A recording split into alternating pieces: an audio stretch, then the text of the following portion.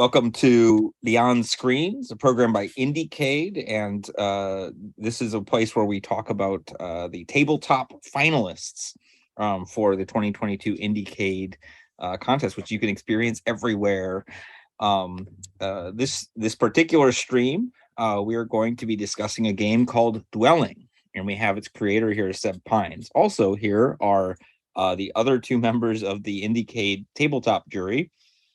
Maybe they can introduce themselves, and then we'll do an introduction of Seb. Sure. I'm Aaron Trammell. I'm part of the tabletop jury. I'm thrilled to be here, and I'm excited to dwell a little on Dwelling. You stole my joke, Aaron. Oh, yes. I'm supposed to make the puns. I'm the English professor. Hi, all. I'm Shelley Jones. I'm also very excited to be here and to talk about Dwelling, which is an amazing, amazing solo RPG. And I'm Evan Torner, the third member of the IndieCade tabletop jury, and also I'm going to ask Seb now to introduce themselves. Hello, I'm Seb Pines. I am a co-founder, designer, editor, printer jockey at Good Luck Press, and I'm also the creator of Dwelling, this very neat, very spooky, Halloween-appropriate solo game about exploring a haunted house late at night and encountering some ghosts. So it goes without saying that we as the jury love this game. So we're going to talk a little bit about the game, and then we're going to play a video of the gameplay narrated by the creator, and then afterwards discuss a little bit more in depth. The first question is, what are the origins of this game? What inspired you to create it? So Dwelling is kind of an interesting the way it came about, because it came out of my research. I did a master's thesis in hauntology and autobiographical games. And so I was really interested in this idea of this section of hauntology that's making your own ghosts through autobiographical writing. And I was like, wow, solo journaling games are very ripe for this kind of space where it invites you to write a lot about yourself. And so I was really interested in this idea of like, can I get people to make ghosts through writing about themselves through a game? And it was kind of like this fun, silly, tricky way of like how to engage with hauntology through games and through GameWorks. And so I just kind of did a lot of experimentation into solo games and solo games that evoke like personal writing and like personal stories. And that's where Dwelling came out of this. So it's a autobiographical game, both in how you play it, because it has you writing some of your own memories, but it's also autobiographical because the story that's in it draws a lot from my own life experiences. So it's this kind of very fun, enmeshed autobiographical game writing gameplay. It's my story that other people complete with their own lives. So it becomes a weird shared graveyard of both of our ghosts. That's so cool.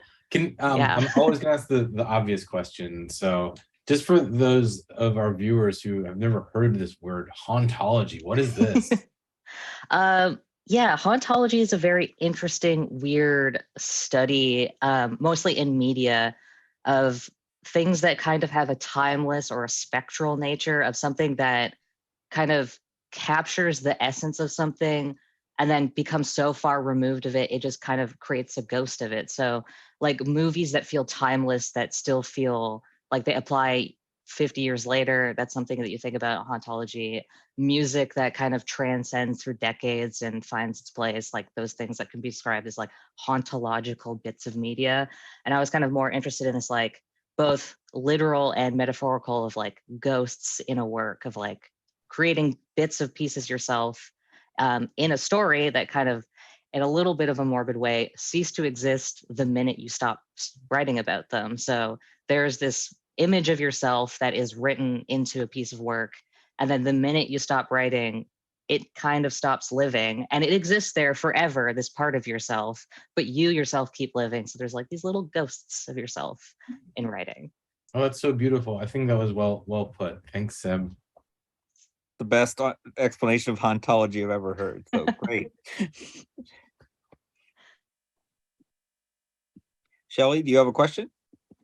I'm honestly wondering, just because like when you said that, I was curious about the idea of playing through Dwelling multiple times, right? And so I know it's still pretty new, but I'm wondering if folks, or even yourself, have kind of done that and thought through what, which memories persist, right? And which memories keep haunting you and coming back, and which ones you maybe remember and through this process, because this is kind of also a haunting, but also a letting go, right? Like which ones do you kind of let journey on into another spirit, right? That they don't come back and keep haunting you. Yeah, so that's an interesting thing that I like about Dwelling. There is some little bits of text in the rules about replaying it. And because if you want to play it like as the game tells you to, you'll be like drawing right into the book. Mm-hmm. And so those remnants, at least from like the ghosts, are still in the book. But I do really like this idea of replaying it. And so when you replay it, you'll be in a different place every time. And so you'll have different memories to add into it. And then you'll have different experiences with memories. So there's been times that like through testing and replaying it, even just in the few years of like leading up and testing it to like, it's been out for about a year. Like I have memories that like I first had in mind when I was designing the game, but now I'm like, actually, I'm done with these. They serve their purpose when I was designing the game, but I'm good. I'm ready to slot some new memories into this. So it's kind of this interesting thing to see Dwelling as like a shifting, changing, weird little house. Like some parts will always kind of stay the same, but then there's some parts you're like, actually, I've moved past this. I'm ready to fill this space up with new memories. And I think that's also part of like my thoughts in tying it to like the haunted house, is that haunted house fills up with new memories with every person that lives in it. So it kind of changes as you change. And I really like that. Yeah, I do too. Thank you.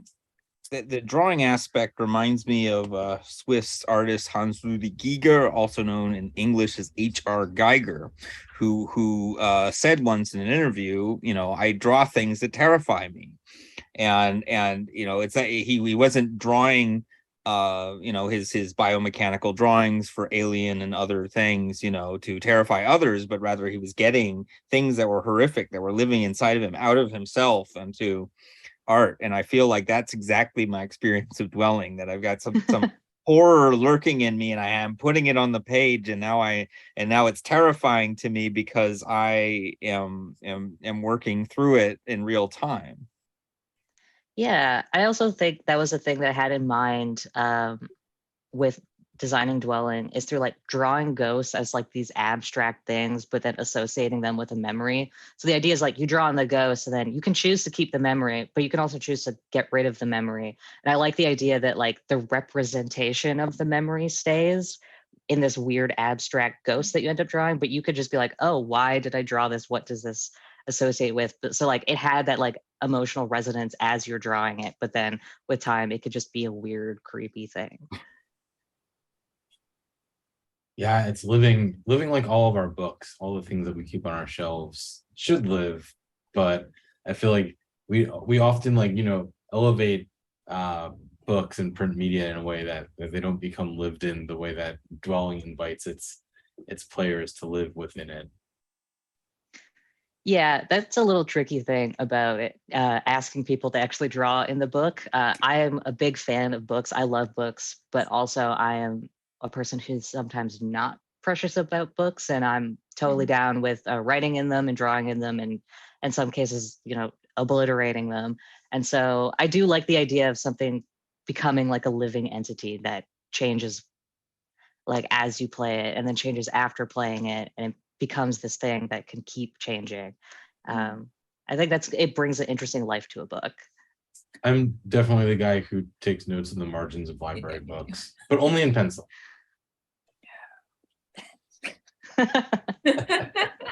So I will say, I saw, when we were thinking, we played through your awesome game and we were, thinking about it more. And I saw a review that likened it to legacy games because of this, right? Because of this permanence that's happening. And I haven't seen, I'm sure there are, but I haven't seen a ton of like legacy RPGs in this exact way of like, no, you are writing in this, and this is part of the lived experience of the book. So yeah, I think I'm fascinated by this idea of the autobiographical solo legacy RPG. There's just so many extra layers to it that's happening. Yeah, I had never thought of that while designing, which is very funny. So when someone framed it the way, it's like, it's a legacy game. And I was like, oh, I guess you're quite right. It is kind of like that. I just like had never thought of it in those terms, because like that's a thing that I mostly associate with like board games and things. So I was Right. like, this is just a weird little role-playing game. I just felt like it put this weight to it that I was just like, but you're just drawing in a book. It's not like destroying a game of like House on the Haunted Hill or something. Like you're not obliterating pieces or anything. Yeah. So, but I do like the idea of it. Games that invite you to change them. Part of my research in doing strange games leading up to Dwelling, I designed a zine that was like a choose your own adventure, because I have some of that in Dwelling, that whenever you made a choice, any of the choices that you didn't make, you had to rip out those parts of the pages. So they were perforated. So you were left with this like kind of like dog-eared, flippy, there's only bits and pieces of the zine left, and all the pages were French folded too. So if you wanted to know what happened in your choice, you had to cut the pages open to be able to read your choice. So you couldn't read a choice before you made it. And it was just like this really fun exercise of like forcing people to like, no, you have to make some hard choices with a game, and it will very drastically change what the game looks like at the end. And Wow. I love stuff like that. Yeah, no, that's awesome. And Can't I mean, have all the. Oh, go ahead, Darren. Evan. Yeah, I said you can't have all the endings. Yeah. Well, shall I play this awesome demo that we have of Dwelling, so the folks listening at home can experience the magic? Yes. All right, I will kick it off. Thanks, Seb, for preparing this. Thank you.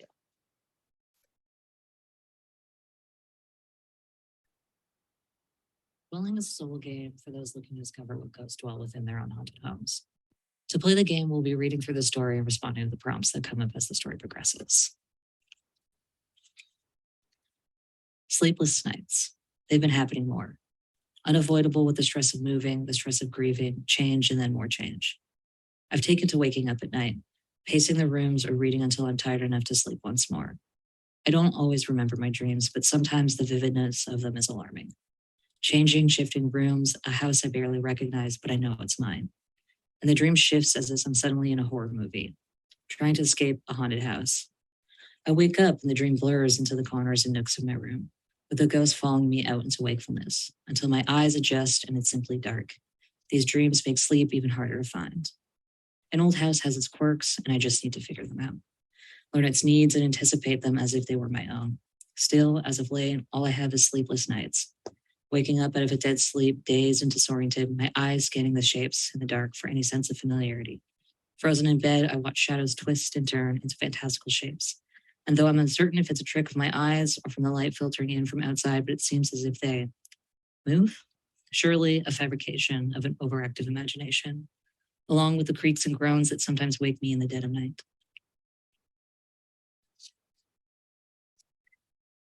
Dwelling works a bit differently as a solo game, as the story doesn't stop and ask us to respond to it. Instead, the prompts are included within the story.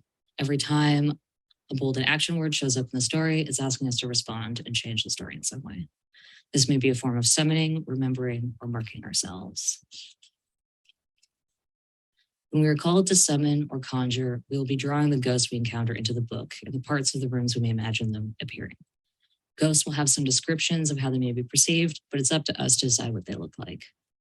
When there's a moment for us to recall or remember, we'll be including a memory or a moment in the story. Thinking of a time that fits the scenario or feelings unfolding right into the story, a memory that our narrator will now have. We can write this into the book or onto a piece of paper where we can decide if we want to keep this memory or let it be lost to time. When the encounter with our ghost begins to fade away, we'll have a moment to mark ourselves. Both the book and ourselves will be changed by the encounter we have with the ghost. You can mark yourselves with pen on your body, or you can just do it through touching if you don't want to be covered in pen. Dwelling also comes with some safety tools that can be implemented while playing the game. The first one is a bookmark that acts as a way for players to check in with themselves while playing, gauging our reactions if we were playing the game in an enjoyable manner or not. If we find our enjoyment of the game waning, or the story or the prompt stressing us out, we can take a break, pop the bookmark into the book, and leave it off where we are. Come back to it another time. The other safety tool is the keyhole card.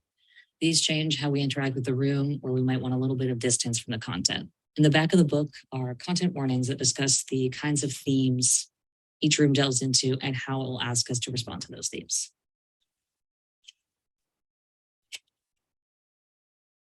If we decide that there's content in a specific room that we don't want to interact with the way that Dwelling is originally posing it to us, instead we can use the keyhole card and the corresponding alternative prompt in the appendix, which are right here. Alternative prompts will have us peeking into the room to get a glimpse of the horrors that belong in each room without ever interacting with them. Following the alternative prompts, we will draw through the keyhole card in the small little window there, and that is just the bit that we can see into the room instead of interacting with the ghost in the room, and we will wonder what horrendous horrors we might have encountered into that room instead of entering it, and then we will mark ourselves lucky that we didn't end up going in.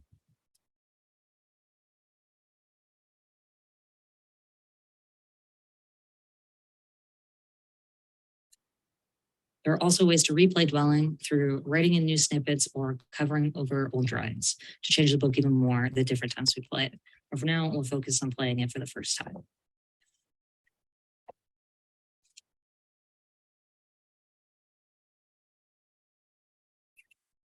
So into the story we go. It's not even the noises in the night that I have a hard time with, it's the shadows. There's often enough ambient light in the house that I can get around just fine at night. But sometimes the shadows that creep along the walls and in corners send my mind wandering in the wee hours. I know I'm still adjusting to this house and all the things, even the noises and the light are unfamiliar experiences to get adjusted to. I can't help feeling the crawling unease at times. With the house being such a drastic change from the last place I called home, and also being somewhat unpredictable, I've had a hard time adjusting. The electricity has issues. Power outages aren't uncommon around here, it seems. The layout of the house is strange. Some nights I find myself walking towards the kitchen and end up in the living room, or find myself visiting rooms I just left, trying to make my way to the stairs. Something I've chalked up to stress-induced mindless wandering, but still, it's all a little disorientating. And again, the dreams. They seem so mundane, yet something's peculiar about them. So vivid in the moment, but days later I couldn't tell you what had happened in them. Dreams about wandering the house late at night.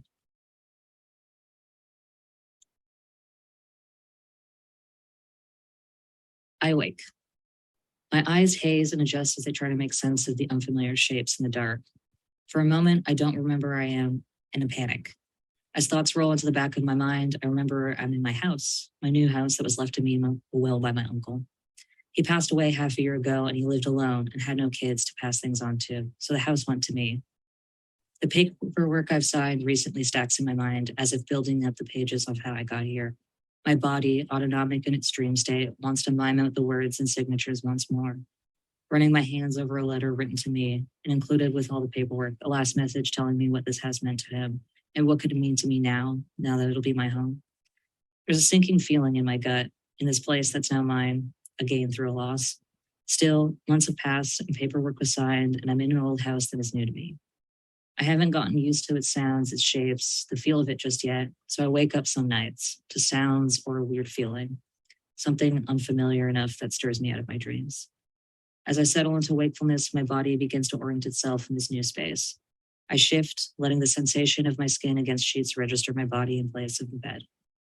Legs tangled, arms heavy, the pulsating pangs of consciousness succeeds into a tired wakefulness. As my body wakes up, I look around and try to place myself within the space. My room, doors, and windows are all in their own places. So I seek out my things and where they are in the room to know where I am.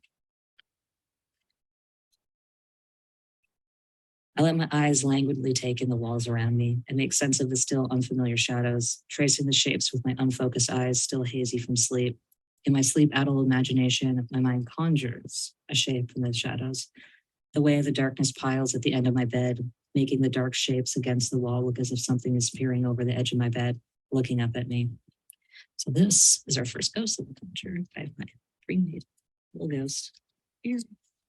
And this is our spooky little ghost that is peeking up at us over the bed. I shake my head and rub my eyes, and the creeping shadows are now unrecognizable as anything. Just the folds of sheets into the shadows on the floor below. The arrangement of walls and windows and doors is different than I'm used to, but I managed to make the room work in a way I really liked. My bed across from a south-facing window lets the morning light in. Dresser pressed against the wall, and my small but functional desk sits under the window. The bare surfaces in my bedroom are starting to accumulate clutter. My favorite knickknacks draw my eyes to the top of the dresser or to the top of my desk, a jumble of things and books. The walls, too, are less bare. The south wall I opted to paint my favorite color, and around the windows are Polaroids of memories from last fall. On the nightstand next to me is the book I've been reading. Looking over at the cover, I try to remember where the story was going, where I left off. I fumbled the book back into the nightstand before trying to sleep. I still have the mark of a small paper cut on my fingertip. Mark of fingertip. With the shadows and the space surveyed, I let my eyes close again, drifting back into sleep until a sound starts echoing through the hallway and slips its way in through my open door. It sounds like scratching. Each new scratch pulls at my eyelids more, begging them to open to go investigate the sound and its source to make it stop. I reluctantly sweep my legs out from the bed, feet meeting cold wooden floorboards, and endeavor to find the source to see if a few bangs on a wall or ceiling would make it stop. Leaving my room and standing in the hallway, I wait for the sound one more time, ears trained to each hum and buzzing tone in the deafening silence for the sound that will interrupt it soon. It comes once more, and it sounds like maybe a scratching from the attic. Perhaps some pests or nocturnal critters are making camp up there. Surveying the ceiling, I spot the door to the attic. I don't want a face-to-face encounter with whatever may be up there. I hope that the sound of the attic latch opening will be enough to scare away my nighttime intruder. Clambering up to grab the pull string to open the attic door, I give it a tug and I'm met with stubborn resistance.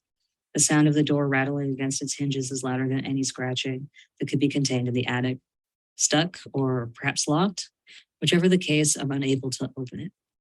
My investigation halted there. I make a mental note to myself to investigate it later, see if it's simply stuck or somehow locked with a key I don't have. The attic's unknowns swirl in my imagination as to what could be up there, secrets that at some point will need my attention, but for now, it remains unknown to me. For now, it can wait. My thoughts trail behind me as I stumble back towards my bedroom until louder than before. From my place in the hallway, I can tell this time it definitely didn't come from the attic, but instead the guest room. Walking into the guest room, I flip on the light switch, letting my eyes adjust to the brightness while still listening for the sound. I move around the bed and stand in the middle of the room, just listening before I take a moment to look at the room around me. I haven't spent much time moving the things in this room, my uncle's room. I'm going to keep the furniture with the intent to convert it to a guest bedroom, but unsure of what to do with the last remainder of his things. Uneasy in the space so personal to someone else, I find myself tiptoeing through the room. Moving through the room slowly, my stomach feels like it could drop. Then I hear a sound, a small, startled inhale. Looking for the source of the sound, my mind conjures up the shape of what could have caused it, my eyes scanning the room until it appears before me. The shadow of something small, cowering, the shape of it slinking away from my sight. My eyes are drawn to where its shadow creeps in. I can't help but look. I try to make out the shape of a small thing pulling its body into a small bundle out of sight. So this is our second ghost sighting, and we have just a little slinking, creepy, the bubbly, excited ghost hiding behind the chair there. I move towards the shadow, curious of its presence and the way it hides in the corner of the room. My instinct is to reach out to it, but I hesitate. A small hand juts out from the shadow and grabs onto my wrist. The room reels as it shifts. The furniture returns and the room fills with light and pictures and an overwhelming sense that I'm somewhere I shouldn't be. I remember the first time I came into here as a child, curious and emboldened to explore a private space, tiptoeing and quietly opening drawers and cupboards, hoping to find what? What had I been hoping to find? What was it instead that I found? I find myself walking through this memory as I tiptoed through this room as a child. And so the first memory that we have in this room is I was looking for a coin collection. I knew it had to be hidden away in a drawer. I tried to be so quiet as to not get caught, but the drawer squeaked so loudly, I never found it. When the shadow lets go, I feel the memory fall away from me, like a loose page slipping out of a book. I glance down at my hand and see it marked, a spreading shape with the stifle cable escaping. I look around the room dazed. The shadows seem to fade into the rest of the soft darkness scattered throughout the room. Unsure of what I could have heard or what I thought I might have seen, I leave the room and head back to bed, taking one last moment to pause and look over my impulsive bedroom. My stomach settles as I turn off the light and close the door. I'm going to keep this memory because it's a nice one.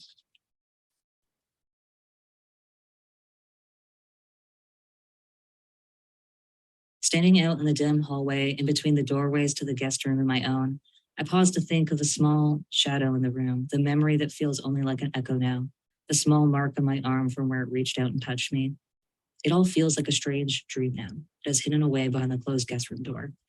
I'm not sure of what I'd find behind it if I were to open it once more. I move from my place in the hallway towards my own bedroom, back to bed to sleep, and hopefully my head will be rid of this haze by the morning. My eyes start to sag with the exhaustion of being awake after such little sleep. I step into the door when another sound enters my oral periphery, different from the scratching before. The creaking of a door hinge. I freeze, listening for any other sounds of movements from downstairs, floorboards creaking, or anything that might denote more danger than the sudden strange noises in the night. Moving closer to the edge of the landing, I listen for the sound again, looking for any movement downstairs. Nothing. No movement, and the creaking stops once I finally pause to listen for it. After the few moments of waiting, I decide to check downstairs to make sure I hadn't left any windows open, causing a draft to move through the house. With the strange moment in the guest room lingering in my mind, I feel I would sleep easier knowing that there would be no more strange sounds happening throughout the night. With my mind made up, I grip the handrail at the top of the stairs and begin my first few steps down. Standing at the top of the stairs, I move slowly, step by step, treading lightly to make minimal noise, but also as if each footfall is a meditation. Each step, a recounting of the bits and pieces of my day before I went up to bed. Each step written with the logical procession of events, my day, a list of happenings up until now, a day filled with things. I woke up and I took my meds, made some coffee, started work, took a snack break, started writing, did some drawing. And then I'm there on the main floor, standing in the dark, listening for the sound of another errant creak in the pitch black. My feet hit the firmness of the first floor and I shake from my head the catalog of what I'd done today. Perhaps in those in-between moments, there was a chance where I forgot to close a window or worse, lock a door. Looking to my left towards the entrance, I see a shut door, likely locked, but for certain not the culprit of squeaky hinges. I look right towards the back of the house, through the kitchen and towards the dining room where the back door is also firmly closed. Sweeping my eyes across the floor plan of the first floor, I can't tell if any of the windows look open in the darkness. I stand and watch the curtains, waiting for the moment from a breeze. Nothing. A quick scan of the windows and doors to make sure they're all closed and locked may be excessive this late at night, but I'd rather feel some semblance of security once I head back up to bed and try to sleep once more. Starting in the living room, I begin a circuit of the first floor.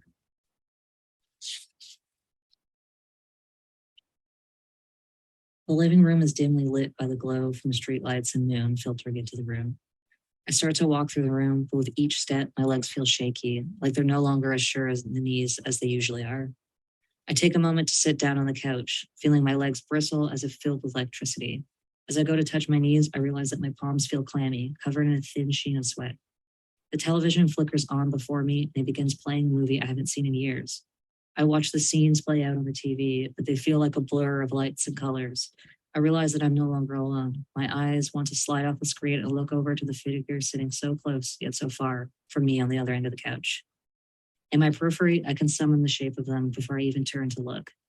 In the dim light from the flickering TV screen, they almost blend into the darkness around us. A shadow comprised of the negative spaces where the long stretching couch, the profile of face, a bouncing knee, a hand that's outstretched, turns so casually to bridge the gulf of distance between us. That's a third ghost that I'm seeing. Just little fun. Ghost hanging out, maybe looking to hold our hand. I keep my eyes forward on the TV as I can feel the shadow slowly slink across the couch, the distance between us becoming impossibly small. A soft knee slides into my own, breaching the distance. I see my own life playing before my eyes on the TV. A memory replays on the television. A similar couch holding two anxious bodies, one of them which was my own younger self. My fumbling, sweat-slicked hands move nervously in anticipation, limbs awkwardly trying to replicate some semblance of relaxed casual posture, but also tightly coiled into my body. The space between our bodies is measured in the vastest millimeters. Hands and knees and shoulders can only inch so slow towards one another to make contact, as each slight movement requires its own discrete act of courage. Stomach fluttering, a hand moving closer to mine, finally a knee bumping into knee. The briefest moments of touch sending shocks through my body. Who was I with? What were we even doing? All my memories are now a heady haze of anticipation and release. It was our first time hanging out as maybe more than friends. Not a date, but not a date too. I let her pick the movie, but I don't remember any of it, only that I so badly wanted to hold her hand just to see how it would feel in mine. The shadow readjusts itself and the memory and TV blink off once more. The figure clambers back to the other side of the couch, melting once more with the shadows. The events fade from my mind like an after image. I can feel the place her knees touch, the slow bloom of heat, and the thought of what next mark on the side of my knee. The room once again silent and dim. I look around the shadows like unending distances of space in between me and anything else. I get up, legs shaky, and continue towards the window, ensuring that it is closed.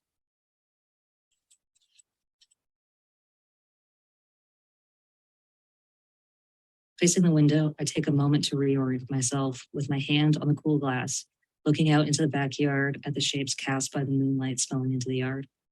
Peering out into the backyard, I remember that I'm in my new house, that I woke up in the dead of night and began hearing sounds throughout the house that I needed to check out. That I came downstairs to check the windows and doors after hearing a strange creaking sound. The window before me is firmly shut, not the cause of a door creaking gust through the house. My palm cool against the window pane, no longer clammy, knees no longer shaky, my eyes still wander. As they do, they see a door next to the window. This door definitely wasn't there before. I move over to stand in front of it, examining it as if under my scrutiny it may dissipate. I touch it and it feels firm. I try the knob and nothing. As it turns in place, I can't hear the click of the door latch, just the squeak of the post as it spins uselessly in place. Strange. Looking over the dining nook, I see the door to the backyard and more windows looking out. My mind regains focus as to why I came down here. Make sure everything is closed and locked. Moving into the dining room, my gait is rigid, and each footfall feels heavier each step I make, as if each step adds some great weight that is pulling around my ankles. Walking to the dining room, I see the table in the center, flanked by chairs backed by the door and windows on the walls. The normally bright and sunny nook looks dark and foreboding in the unlit room. Circling around the table to check the doors and window, my footsteps move with a purposeful heaviness. I find my steps repeating themselves for longer than what feels normal to get around the length of the table. I first check that the door is locked and then move over to the window and ensure that it is too closed firmly, no draft. I let myself feel some small amount of relief. That relief quickly fades as I turn to look back at the table. It's set with forks, knives, and plates and napkins. A place for each seat at the table. I feel a sharp pang as if I'm being watched, waited on with annoyed anticipation. I find myself quickly sitting down in the chair and letting my head hang down to face only the empty place sitting before me. I can feel the presence of others, far away but pressing into me. In the moments it takes me to look up and look around, I feel surrounded, as if all the empty space around me summoned long-reaching shadows to fill it. In each seat is a tall looming presence, jutting hands that cut at empty plates and reach across the table and over my head, prodding into one another, the tangle of limbs cutting off my view of anything else.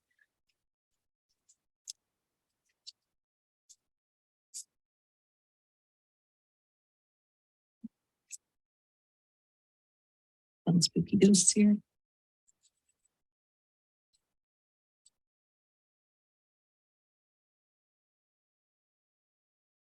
The sounds of cutlery scraping against ceramic, the murmurs of words spoken under breath, illegible except only in their expression of displeasure, all hanging over me like a thick black fog until a firm hand on my shoulder snaps me out of my haze.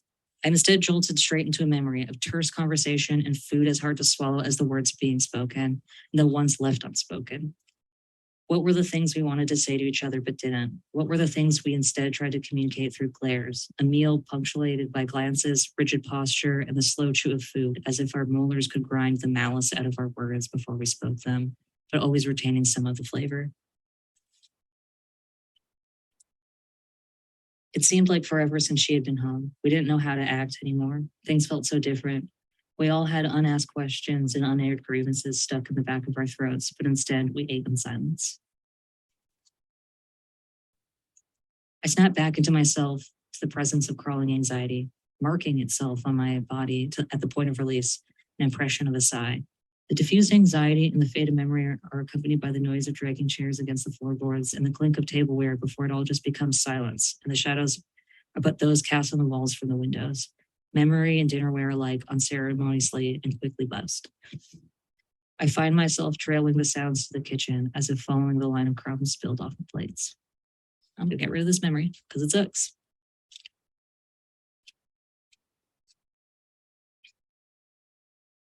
In the kitchen, I met with a hazy glow of residual heat, a welcome feeling breaking the chill that has set over the house. The tension in my body fades as I feel the warmth settle into my skin, moving deep into my bones. With the shift in temperature also comes a faint but familiar smell, the smell of sugar and browning flour, of open containers and extracts and spices. I spend a moment lost trying to remember the smells as the temperature permeates into my thoughts. My mind lost in the moments of recollection, I feel as if I have conjured the epitome of coziness and light in this room. I feel it as a presence that has always been etched into my mind, like a dim glow that sweeps through the kitchen, a force of warmth and controlled chaos as it moves bowls, containers, spoons all around the kitchen surfaces. A presence like a body, but also a space. The disparate pieces of it that fill a room and make it familiar, yet uniquely its own space, those small pieces of comfort strewn about. That's where we have a little cookie-themed ghost with a cup of tea. My thoughts are carried along with the smells, and I try to remember what they are. With my eyes closed, I don't even notice the feeling of a soft hand placed on the back of my own. At the moment of contact, each smell becomes so distinct I now recognize them as individual ingredients in a family recipe for cookies. I recall a recipe that has moved through grandparents, aunts, uncles, parents, children, changing slightly with each transfer until it found its way to me. The recipe is how I remembered it and how I tried to recreate it later in life. Never entirely accurate to the real thing, but close enough to still be as comforting. Cookies ready. Something that felt like home, like warmer days, something that felt like easier and simpler times, an index card flicked with grease stains and an illegible scrawl. Just as I feel like I get all the ingredients down right, they all fell out of my mind, like the index card was lost so many years ago. The original recipe, transcribed many times over the years, is lost in translation, leaving only a memory of smells, taste, and snippets of ingredients. Feeling the thoughts slip out of my mind like loose cards upon the floor, I feel scattered. I look down, searching for a mark somewhere, something in the shape of something I'm trying to recall. Warmth and smell fade from the room, and the memory and recipe are just a jumble in my mind, like a poorly planned shopping list. Feeling more at ease, I go to check on the front door before calling it a night and heading back up to bed.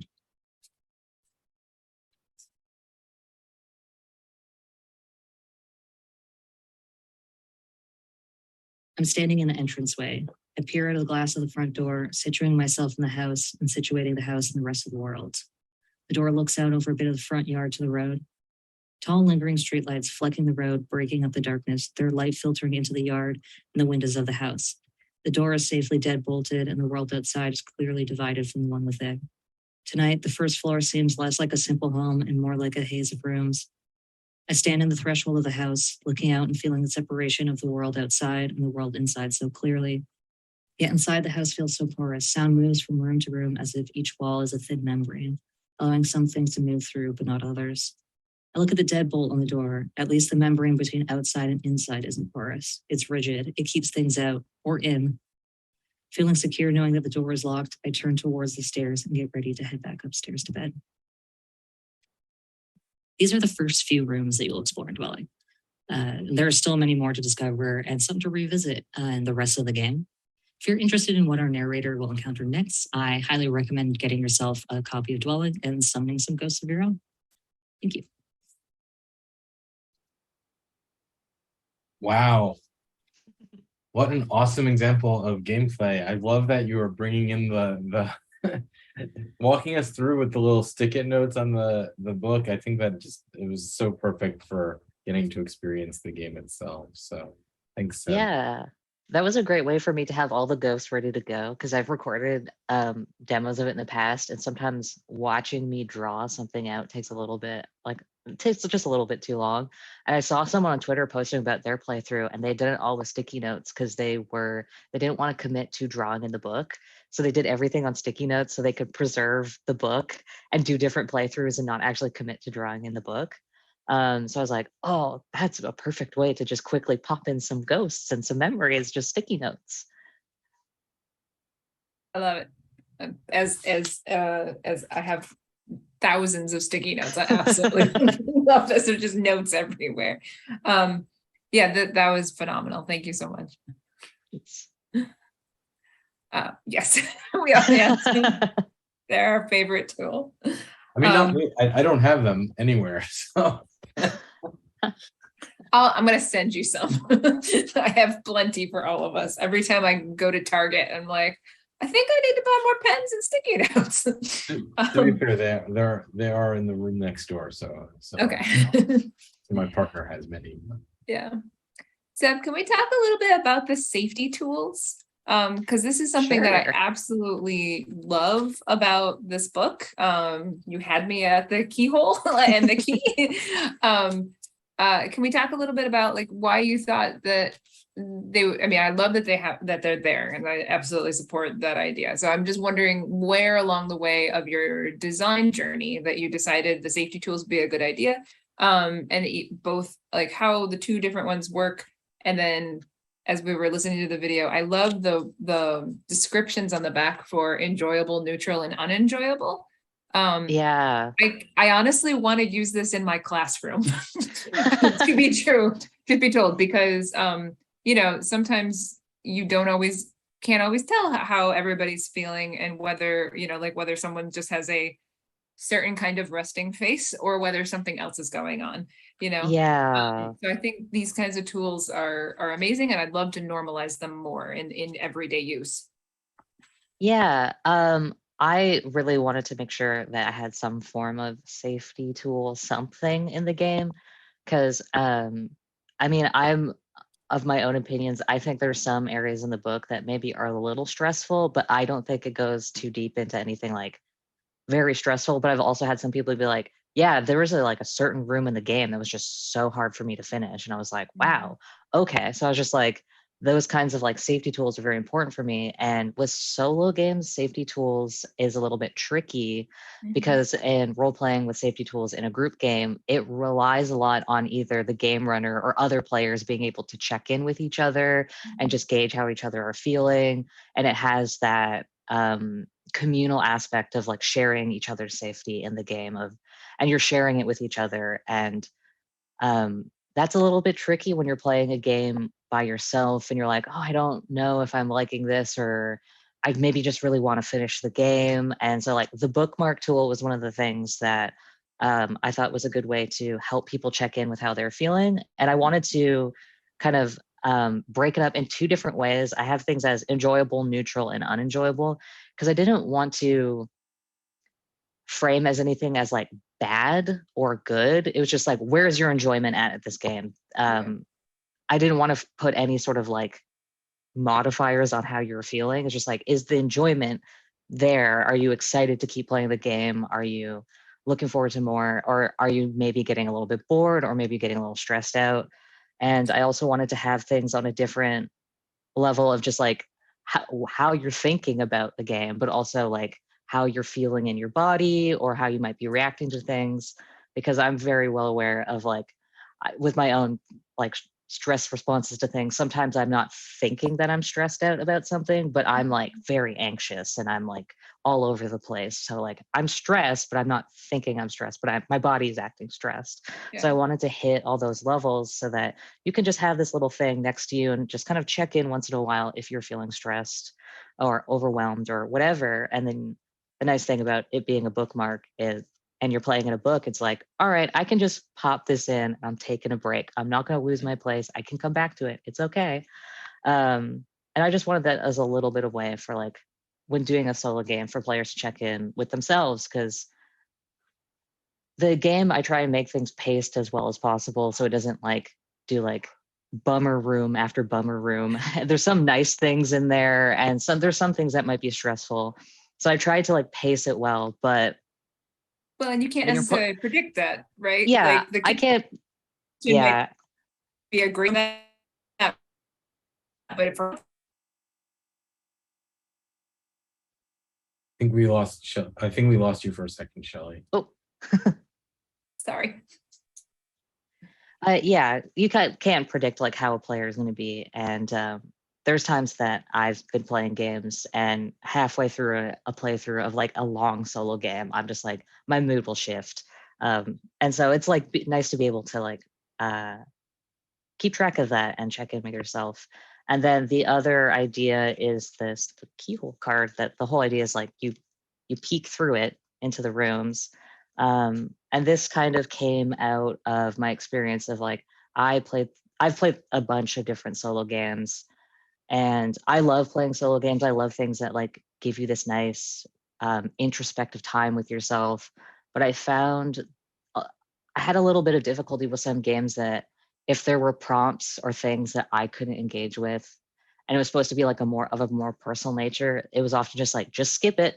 And I was like, oh, okay. But I was like, well, what happens if we don't skip it? What happens if we want to, there's something that maybe I can't relate to or I don't want to interact with in this way, that I want to interact with a slightly different way. So that's where I kind of had this idea and wanting to stay in the themes of the haunted house and the narrative of the haunted house of like, well, what if instead of entering the room, you kind of just peeked through a keyhole and you saw something a little bit spooky, but you didn't have to go in because the door was locked. So like that's the whole idea with like the key bookmark and the keyhole. It's like you lock the door, you don't have to open it. You can peek in and be like, actually, maybe it's better that I didn't go in.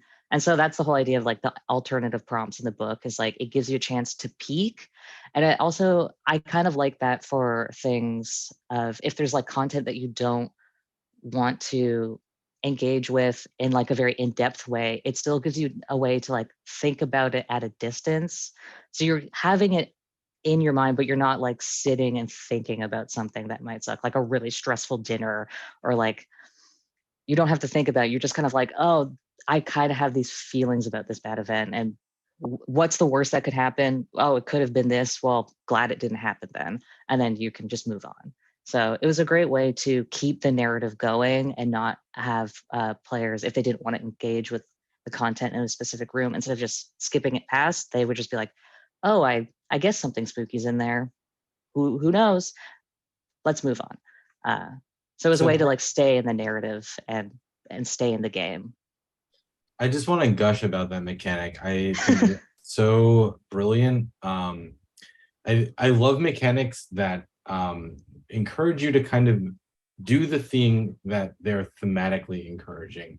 Like Evan and I were talking earlier about like a wizard spell book where you're the wizard and you actually have to open the book and read the spell like the wizard would be doing in a game. And I feel like this is just so tuned perfectly, both for safety and this concept of a haunted house where you're like peeking in, you can see that little bit, and it's just, it is pitch perfect. I like chef's kiss Yeah. to that mechanic. I hope we see it in other games in the future. It's just so wonderful. Yeah.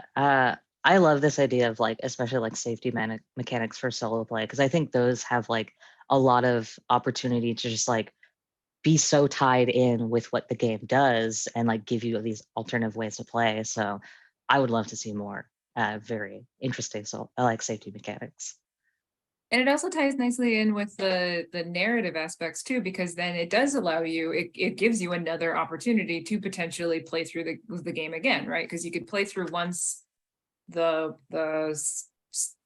I don't want to say normal. I'm trying to not use that word, Yeah. right? But the traditional path, right? And then you could do it another way using the alternative paths for the alternative prompts, right? Yeah. Which, I like, as Erin was saying, it's just both thematically and in terms of safety and in terms of the narrative, it's just a really wonderful blend together, but also, I mean, it speaks to your expertise as a game designer, right? And having played so many of these. Yeah, we're just gonna gush about you, Thank Seb. you. Just get used to it. Just sit there and get used to it, because we think this game's awesome. Yeah. Oh, go ahead. Yeah, I think that I also just really like the idea with the like the way you can replay it is I kind of like the metaphorical example of if you played through it to begin with and there was a bunch of rooms you decided to lock and then you come back to it later and decide, actually, I'm going to unlock these doors now. I kind of like that strong metaphorical association of like, and now you're entering into the room. This is something you actually want to confront now. And this is a ghost that you want to have a interaction with. And like, that feels very, I would like, meaningful to me to be like, and now I'm in the room with this ghost and now we're going to talk. I was going to say in the sort of heritage of the choose your own adventure books, what this game does is really, hold your hand and says, we're gonna go someplace a little bit deeper and a little bit darker in some places, also cozier, right? You're just going to go in different places that you would expect from a choose your own adventure story. And then you give us all the support tools we need to manage it. Where we're like, okay, I'm not going to do that, or maybe I'm bored, or this is too mundane for me. But what that actually did was create a brave space where I thought, no, I really do want to see everything in this book because it's been so thoughtful about me. Whereas most choose your own adventures could give a shit about you. They're like choose option A or choose option B. Turn to the thing. You died. Your time reading this book is over. And when I felt safe in going through this haunted house, then actually I could go into, I would think, more fears. I also want to say that I don't want to show my copy of this game to anybody because it would be like if I were naked. I'm not putting myself too far out there, but that I felt like I put some stuff in there, and now it's like there written on the page, and like, do I recycle it? Like, what do I do with this artifact, to which I've been very vulnerable in a fictional setting? Obviously, it's all fiction, of course. Yeah. So I have another question, slightly a different avenue, but I think it's really fantastic the way that you organize this house in a linear way through the text format of the book. And I was just wondering if you wanted to share any of your thinking when you're like illustrating and thinking about like which room the person was in, how people would encounter this house on a page by page basis. Because there's like a whole organization that goes into that. That's really, I don't know if I could do that if I was writing a book, but you really pull it off stunningly here. Oh, thank you. Yeah, the notes that I have in designing this game is ridiculously extensive. So there is a floor plan for dwelling that exists. I might have shared it somewhere, but I drew out the floor plan of the house and then drew the path that you go through the house. This is maybe a bit of spoilers. The floor plan changes as you play the game. It doesn't stay the same. And so there's 2 floor plans. So I drew the floor plan and like there's like the actual treating it as a physical space and like drew it out, designed it. And so when I was thinking about drawing the rooms and putting them into the book, I was trying to think of like, okay, well, the book is a room. And so I was trying to treat the pages as like walls in a room or planes in like standing up in a space. And I really wanted to make sure you could still interact with the rooms and like it felt like a laid out space, and then curving and moving the text around the space. So dwelling is very strange in that, yeah, there's a floor plan that I have designed out, and then all the different narrative beats go along the floor plan in all the rooms and like the hallways and where doors are and where windows are and where the living room is and the dining room is. And so it feels a little bit ridiculous of how much I planned that out, but yeah, I wanted it to feel like a very purposeful space that you were moving through. And so I was like, well, the only way I can make it feel purposeful if I build this actual house out in my mind. Well, honestly, that makes me think of only like a dungeon crawl, but it's a Yeah. dungeon crawl through your mind, which is kind of awesome. But one of my favorite terms from recent Nordic design the past 10 years is the Freudian dungeon crawl, which is Oh. it is exactly what you think it is. Every single thing you encounter is actually a projection of you, and it's like got psychosexual content also in there because the Nordics, Yeah. And the Freud. and the Freud. We have about 5 minutes remaining. I think we're interested in what's next for Seb. Yeah. Yeah. So I'm working on a few different things. I'm helping to get a bunch of different games put out with like Good Luck Press, the publisher small press publisher that I run with my partner. So this Discord has ghosts in it, which is also a haunted house game. Will be out soon. It's a haunted house that's a Discord. So if you're really like LARPing as ghost investigators, check that out.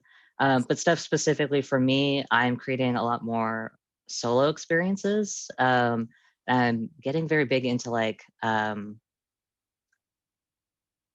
of ephemera, lost object solo experiences. I'm trying to find the best way to describe it. You're going to get a box of stuff and you're going to figure out what happened to some people, those kinds of experiences. So that's what I'm working on right now. They're called, tentatively, they're called Curios, and I have a bunch of those planned. I'm very excited about that. I love also the genealogy between the keepsake games and the solo journaling games. Like it's like once you cross over to solo journaling games, like, and then we could do stuff with objects. And wouldn't that be cool? And Yeah. there was a while where two people very close to me got very close in their characters, and then they started sending each other gift boxes for years between their characters. So one character would write out of not only a full letter, but think of the gifts for that person's character and send them physical things that their character would send to and it went back and forth for many years. So I think, objects tell us a lot. Yeah, I mean, I think there's a thing if you designing solo games is like it's experiential design. You're really thinking about the experience one person is going to have with something, and so that translates really well to like, all right, well, if I had more than just a book, what if I had a bunch of letters or a file folder of newspaper clippings and reports, and what story can I tell with that kind of stuff? And like little, once someone buys that thing, you can wash your hands of it. All the escape room designers I know say, the customers come in, destroy our stuff, leave, and we have to like somehow restore the game state, right, for the next set of folks. And here you can just wipe your hands of it and say, yeah, you've got a pile of stuff, do what you want, it's in the box. And you also assembled a story, and actually you would be one of the few designers I'd absolutely trust to get a box of random stuff. And thank you. Really is it be because of, again, how supported we were in playing these solo experiences with Dwelling. Yeah, Thank you would you. just send us like a box of triggering things is all I'll say. Oh, no. Right, yeah. But Everything's maybe, fun. Yes. I was like, maybe you sent us also some gloves too. Yeah, right. My mind went medical and very quickly, unfortunately. All right. Well, I want to thank everybody here. I also want to thank Esme and Parker and the rest of the IndieCade staff for keeping a smooth operation running smoothly. And of course, to Aaron and Shelley, our fellow tabletop jury members. And last but very much not least, for Seb to come here and talk and experience the gushing from the jury about this game. Thank you so much for having me. This is a wonderful one. Everyone out there ought to treat themselves and check it out. Do. And take care, everyone, and have a spooky weekend. Yes, happy Halloween.